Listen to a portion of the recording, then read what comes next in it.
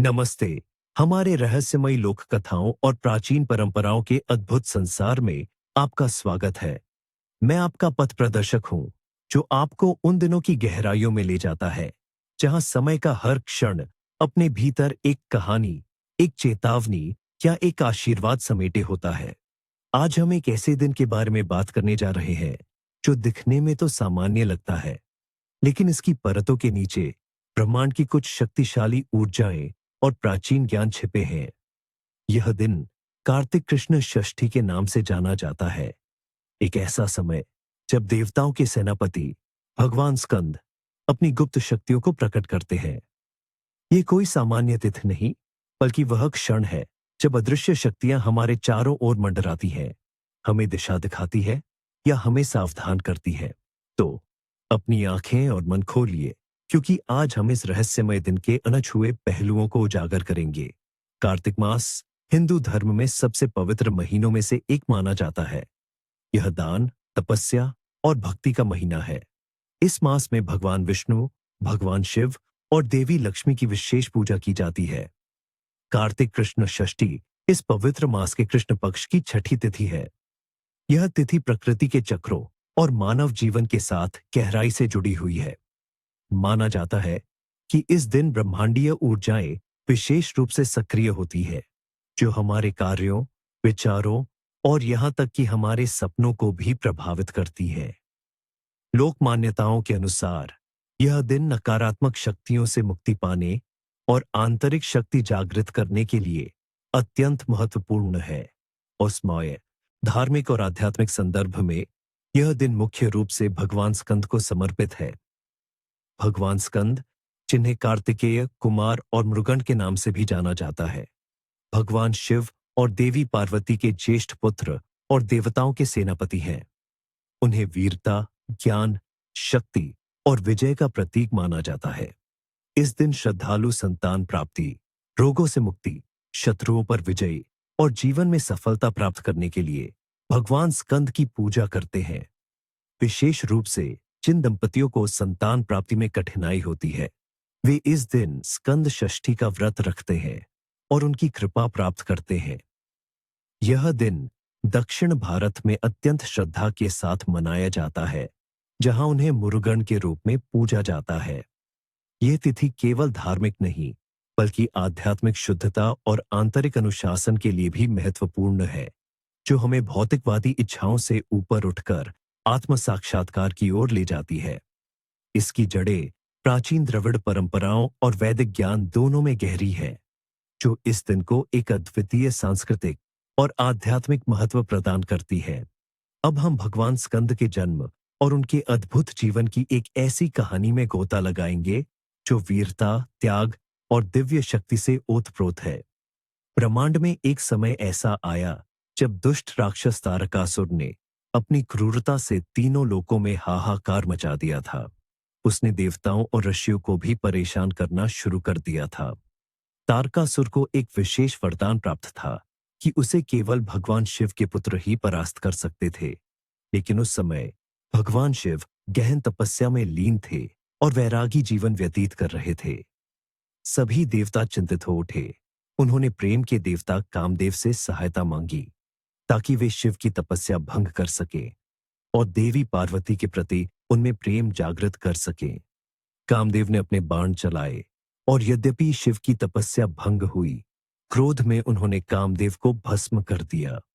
बाद में देवताओं के अनुरोध पर और ब्रह्मांड के कल्याण के लिए भगवान शिव और देवी पार्वती ने विवाह किया।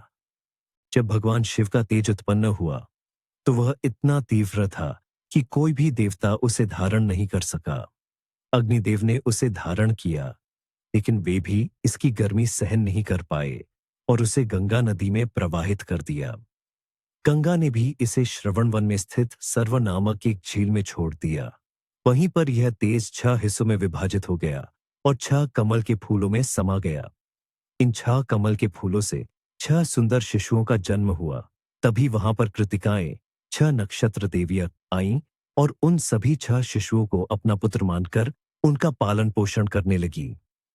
कुछ समय बाद देवी पार्वती वहां पहुंची और उन्होंने अपने दिव्य प्रेम से उन 6 शिशुओं को एक साथ मिला दिया और इस प्रकार एक अद्भुत बालक का जन्म हुआ जिसके 6 सिर थे।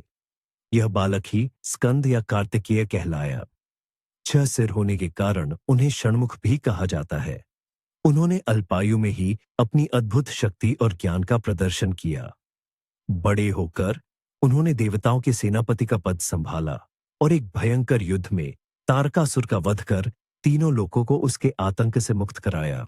उनकी सवारी मोर है जो सुंदरता और विजय का प्रतीक है और उनके हाथ में भाला शक्ति अस्त्र है जो बुराई का नाश करता है। ये कहानी हमें सिखाती है कि जब भी धर्म और सत्य पर संकट आता है तो दिव्य शक्तियां उसे बचाने के लिए अवतरित होती हैं।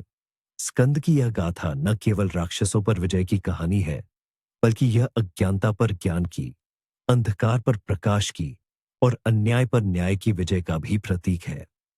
अब बात करते हैं भाग्य के संकेतों की जो इस विशेष दिन हमें प्रकृति और हमारे आसपास के वातावरण से मिल सकते हैं। लोकप्रिय और रहस्यमय लोक मान्यताएं। 1. मौसम और फसल से जुड़ी भविष्यवाणियां। स्वच्छ आकाश और चमकीले तारे। यदि कार्तिक कृष्ण षष्ठी की रात को आकाश बिल्कुल साफ हो और तारे बहुत चमकदार दिखे तो ये आने वाले अच्छे मौसम और समृद्ध फसल का संकेत है। किसानों का मानना है कि ऐसे में अगले साल अन्न की कमी नहीं होगी और धरती खूब फलेगी फूलेगी। यह दर्शाता है कि देवी देवताओं का आशीर्वाद पृथ्वी पर बना हुआ है। सुबह की हल्की धुंध। यदि इस दिन सुबह हल्की धुंध छाए लेकिन दिन चढ़ते ही वह छंट जाए और सूरज निकल आए तो यह दर्शाता है कि आने वाले समय में थोड़ी बहुत चुनौतियां तो आएंगी लेकिन अंततः सब कुछ साफ हो जाएगा और सफलता मिलेगी। यह संघर्ष के बाद मिलने वाली विजय का प्रतीक है। पक्षियों का असामान्य व्यवहार। यदि इस दिन पक्षी सामान्य से अधिक चहचहाएं या झुंड में एक ही दिशा में उड़ते हुए दिखे तो यह सकारात्मक ऊर्जा के संचार और किसी शुभ समाचार के आगमन का संकेत माना जाता है। यह प्रकृति का हमें यह बताने का तरीका है कि कुछ अच्छा होने वाला है। तेज हवाओं का चलना। यदि कार्तिक कृष्ण षष्ठी पर तेज हवाएं चले तो यह आने वाले समय में बड़े बदलावों और नए अवसरों का संकेत हो सकता है। यह पुरानी चीजों को बहा ले जाने और नई शुरुआत का मार्ग प्रशस्त करने वाली ऊर्जा का प्रतीक है। मोर का दिखना। यदि आपको इस दिन मोर के दर्शन हो जाए तो यह भगवान स्कंद की विशेष कृपा का संकेत है। मोर भगवान स्कंद का वाहन है और उसका दिखना आपके जीवन में आने वाली विजय, सुरक्षा और शुभता का प्रतीक है। ये समस्याओं के समाधान और लक्ष्यों की प्राप्ति का शुभ संकेत है। तो दैनिक जीवन और धन से जुड़ी भविष्यवाणियां। अचानक धन लाभ। यदि इस दिन आपको कहीं से अप्रत्याशित रूप से धन प्राप्त हो, चाहे वह खोई हुई वस्तु का मिलना हो या कोई पुराना कर्ज वापस मिल जाए, तो इसे धन लाभ के शुभ संकेत के रूप में देखा जाता है। यह दर्शाता है कि देवी लक्ष्मी आप पर प्रसन्न है और भविष्य में आपकी आर्थिक स्थिति मजबूत होगी। घर में मकड़ी का जाला। यदि इस दिन घर में कोई मकड़ी अचानक बड़ा सा जाला बुनती हुई दिखे तो यह दर्शाता है कि जल्द ही आपके घर में कोई मेहमान आने वाला है या कोई नया संबंध स्थापित होने वाला है। यह नए अवसरों और सामाजिक जुड़ाव का प्रतीक है, बशर्ते जाले को साफ न किया जाए जब तक कि वह पूरा न हो जाए। सुबह सुबह बिल्ली का रास्ता काटना।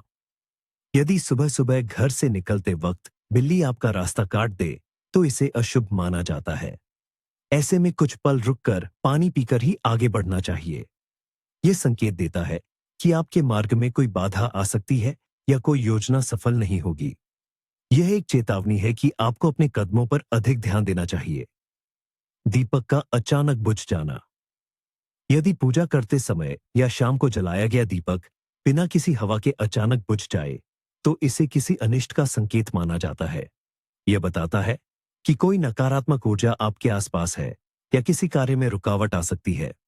ऐसे में तुरंत भगवान स्कंद का नाम लेकर प्रार्थना करनी चाहिए। घर में दूध का उबलकर गिर जाना।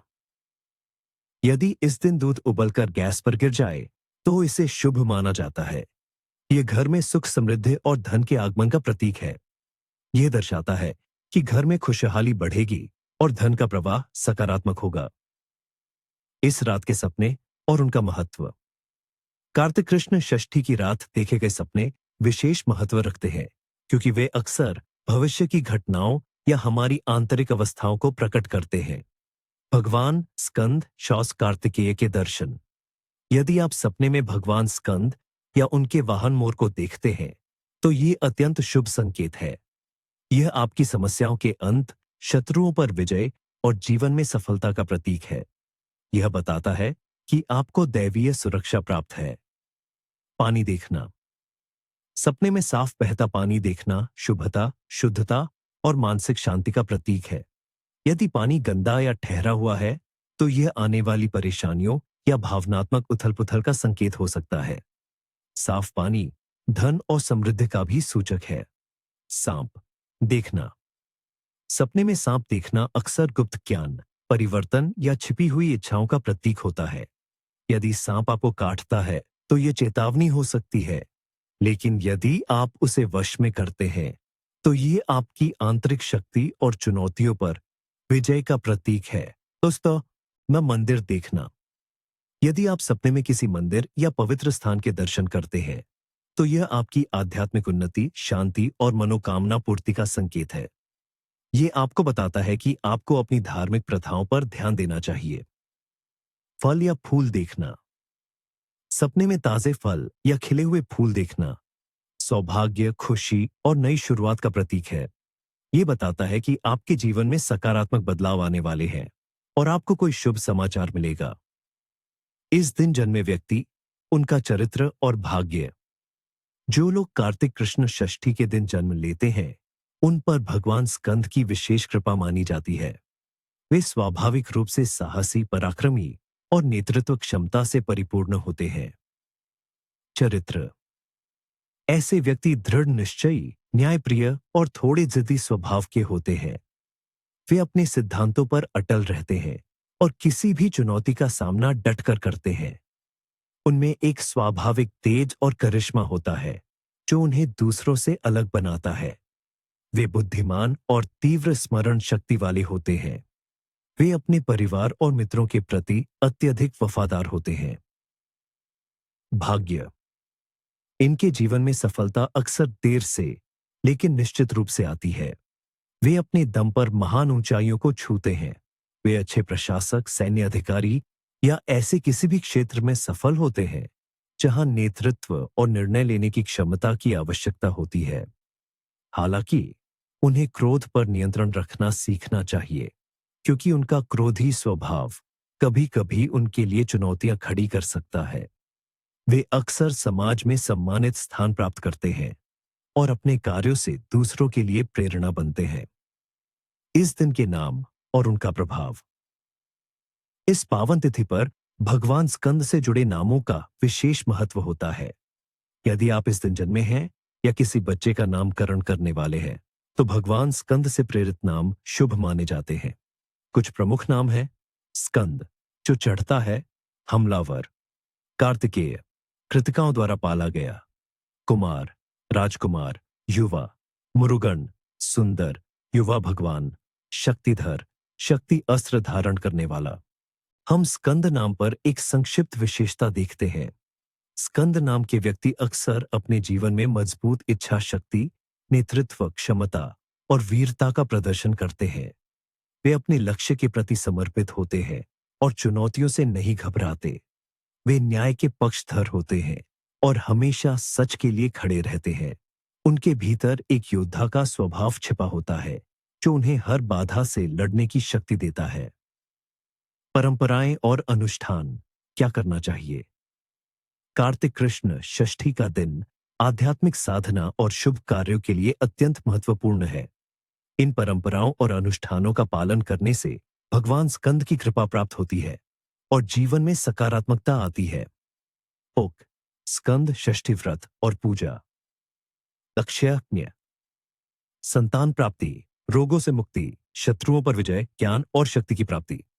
किया चाहिए भगवान स्कंद की मूर्ति या चित्र, जल, गंगाजल, चंदन, रोली, अक्षत, चावल, दीपक, घी का, अगरबत्ती, फूल, विशेष रूप से लाल या पीले, फल, केला, आम, मिठाई, मोदक, बेसन के लड्डू, पंचामृत, दूध, दही, घी, शहद, चीनी का मिश्रण, मोरपंख।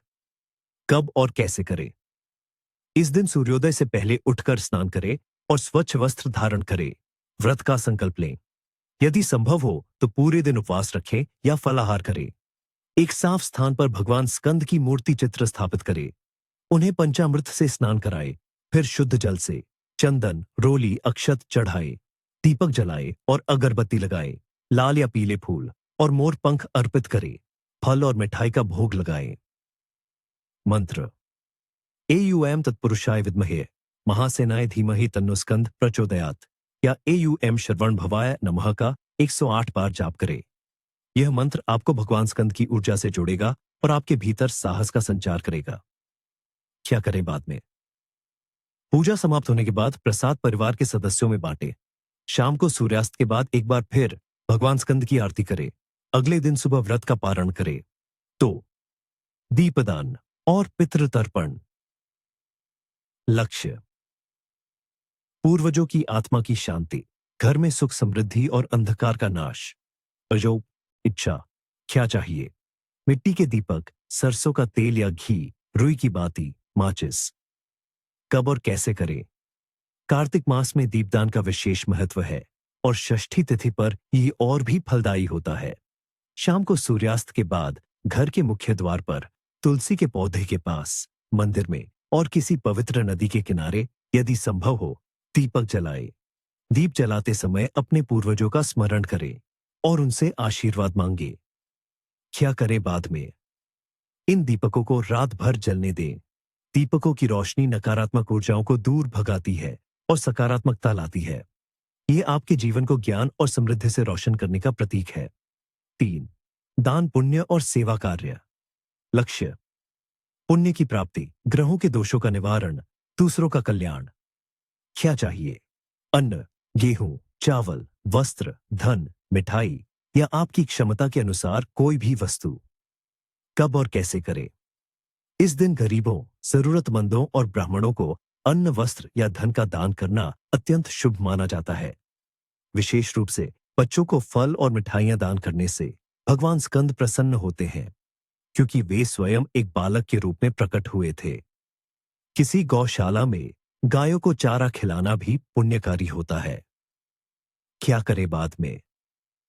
दान करते समय मन में किसी प्रकार का अहंकार न लाएं। इसे अपनी कर्तव्य निष्ठा और सेवा भाव से करें। यह आपके कर्मों को शुद्ध करता है और आपको आंतरिक शांति प्रदान करता है। कुकिंग परंपराएं और पकवान। कार्तिक कृष्ण षष्ठी पर यदि आप व्रत रखते हैं तो सात्विक भोजन का सेवन करें। फलाहार। व्रत के दौरान फल, दूध, दही, साबूदाना, कुत्तू का आटा, सिंघाड़े का आटा आदि से बने व्यंजन खाए जाते हैं। मखाने की खीर या आलू का हलवा भी बना सकते हैं। मुख्य भोजन यदि व्रत न हो। यदि आप व्रत नहीं रखते हैं तो भी इस दिन शुद्ध और सात्विक भोजन को प्राथमिकता देनी चाहिए। लहसुन, प्याज और मांसाहार से बचना चाहिए। उड़द की दाल, चावल, रोटी, हरी सब्जियां और दाल इस दिन के लिए उपयुक्त है। कुछ क्षेत्रों में भगवान स्कंद को मोदक या बेसन के लड्डू का भोग लगाया जाता है, जिसे बाद में प्रसाद के रूप में ग्रहण किया जाता है। यह भोजन सादगी और पवित्रता का प्रतीक है, जो शरीर और मन दोनों को शुद्ध करता है। मुख्य निषेध। क्या नहीं करना चाहिए? प्राचीन मान्यताओं के अनुसार कार्तिक कृष्ण षष्ठी पर कुछ कार्यों को करने से बचना चाहिए, ताकि नकारात्मक ऊर्जाओं से बचा जा सके और किसी भी प्रकार के अनिष्ट से सुरक्षा प्राप्त हो सके। इन निषेधों का पालन न करने पर गंभीर परिणाम भुगतने पड़ सकते हैं। 1. झगड़ा और बहस। इस दिन किसी भी प्रकार के वाद विवाद, झगड़े या कलह से बचना चाहिए। ऐसा करने से घर में नकारात्मक ऊर्जा का वास होता है और पारिवारिक शांति भंग होती है। भगवान स्कंद शांति और व्यवस्था के प्रतीक है और झगड़े उन्हें अप्रसन्न करते हैं, जिससे घर में अशांति और दरिद्रता आ सकती है। 2. मांसाहार और मदिरा सेवन। कार्तिक मास को एक पवित्र महीना माना जाता है और इस दिन विशेष रूप से मांसाहार, अंडे और किसी भी प्रकार के नशीले पदार्थों, मदिरा तंबाकू का सेवन सख्त वर्जित है। यह अपवित्रता लाता है और आपके शरीर व मन को अशुद्ध करता है, जिससे आप दैवीय आशीर्वाद से वंचित रह सकते हैं। इसके सेवन से दुर्भाग्य और रोग का आगमन हो सकता है। 3. बाल काटना और नाखून काटना। इस तिथि पर बाल कटवाना, दाढ़ी बनवाना या नाखून काटना अशुभ माना जाता है। ऐसी मान्यता है कि ऐसा करने से धन हानि और आयु का क्षय होता है। यह शरीर की ऊर्जा को क्षीण करता है और नकारात्मक शक्तियों को आकर्षित कर सकता है। 4. बड़ों का अनादर। अपने माता पिता, गुरुजनों, बड़े बुजुर्गों या किसी भी ज्ञानी व्यक्ति का अनादर करना या उनसे कटु वचन बोलना इस दिन घोर पाप माना जाता है। ऐसा करने से आपके पुण्य कर्म नष्ट होते हैं और आपको पितृदोष का सामना करना पड़ सकता है। यह सम्मान और आशीर्वाद की कमी लाता है। 5. आलस्य और देर तक सोना। यह दिन आध्यात्मिक जागृति का है। इस दिन आलस्य करना और देर तक सोना शुभ नहीं माना जाता। सूर्योदय के बाद देर तक सोने से लक्ष्मी नाराज होती है और घर में दरिद्रता आती है। यह हमें ऊर्जावान रहने और अपने कर्तव्यों का पालन करने से रोकता है। 6.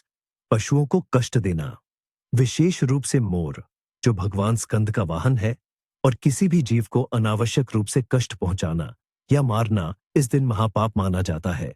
इससे आपको गंभीर कर्मों का फल भुगतना पड़ सकता है और जीवन में अनेकों बाधाएं आ सकती हैं। यह हमें अहिंसा और करुणा के महत्व की याद दिलाता है। 7. धन का अपव्यय और उधार देना। इस दिन अनावश्यक रूप से धन खर्च करना या किसी को उधार देना या लेना शुभ नहीं माना जाता। ऐसा करने से धन हानि हो सकती है और वित्तीय स्थिरता प्रभावित हो सकती है। इस दिन वित्तीय मामलों में सतर्कता बरतनी चाहिए ताकि दुर्भाग्य से बचा जा सके। 8. घर में गंदगी और अव्यवस्था। इस दिन घर को साफ सुथरा और व्यवस्थित रखना चाहिए। गंदगी और अव्यवस्था नकारात्मक ऊर्जाओं को आकर्षित करती है, जिससे घर में अशांति और रोग फैल सकते हैं। एक स्वच्छ और पवित्र वातावरण ही दैवीय ऊर्जाओं को आकर्षित करता है। 9. नकारात्मक विचार और गपशप। इस दिन किसी के प्रति नकारात्मक विचार रखना, ईर्ष्या करना या दूसरों की निंदा करना, गपशप, आपके मन और आत्मा को दूषित करता है। यह आपकी सकारात्मक ऊर्जा को क्षीण करता है और आपको आध्यात्मिक लाभों से वंचित कर सकता है। अपने विचारों को शुद्ध रखें और सकारात्मक रहे। 10. पूर्व दिशा की यात्रा। कुछ लोक मान्यताओं के अनुसार इस दिन पूर्व दिशा की यात्रा करना शुभ नहीं माना जाता है, खासकर यदि कोई महत्वपूर्ण कार्य हो। यदि यात्रा आवश्यक हो तो हरे रामा हरे कृष्ण का जाप करते हुए या कुछ मीठा खाकर निकले। यह आपको संभावित बाधाओं से बचा सकता है।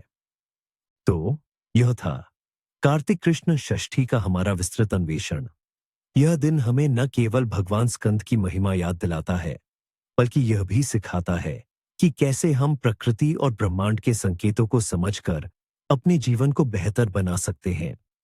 परंपराओं का सम्मान करें, निषेधों का पालन करें और अपने भीतर की शक्ति को जगाएं। ब्रह्मांड की रहस्यमय ऊर्जाएं हमेशा आपके साथ रहें। अगली बार तक अपनी यात्रा में सुरक्षित रहे और ज्ञान के प्रकाश को फैलाते रहे। धन्यवाद और शुभ हो।